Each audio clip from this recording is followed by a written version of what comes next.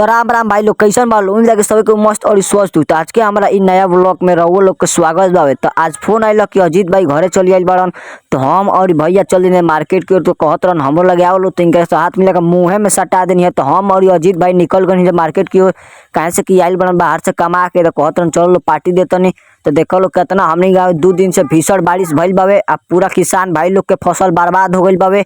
तो हम और भैया मार्केट की ओर चल देनी है एकदम अपना गाड़ी से। रास्तवा में हमने जाता है देखत कि मुर्गा और मछली के दुकान पे एकदम खचा खच भीड़ लागल बावी। तो हमनियों के भीड़ के देखत चल देनी है बाजारे की ओर।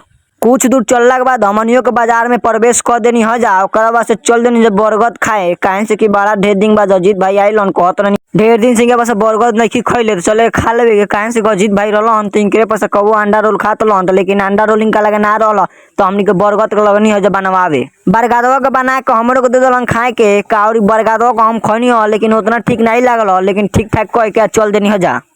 ओकरा बाद से हमने के चल देने मिठाई के दुकान पर, कहाँ से अजीत भाई कहत रहे मिठाई ले कहाँ से बांटे के बावे। मिठाई के लेला के बाद हमने के चल देने बाजार से बहरी मछली के दुकान पर। हरी मछली के दुकान पहनी है तो भीड़ के मारे एकदम एकदम हालत बिगड़ गल। तो अजीत भाई हाथवा मछलिया लेकर लगलन जो खे कहत रहन आधा किलो से तनियो मुनी ढेर होई।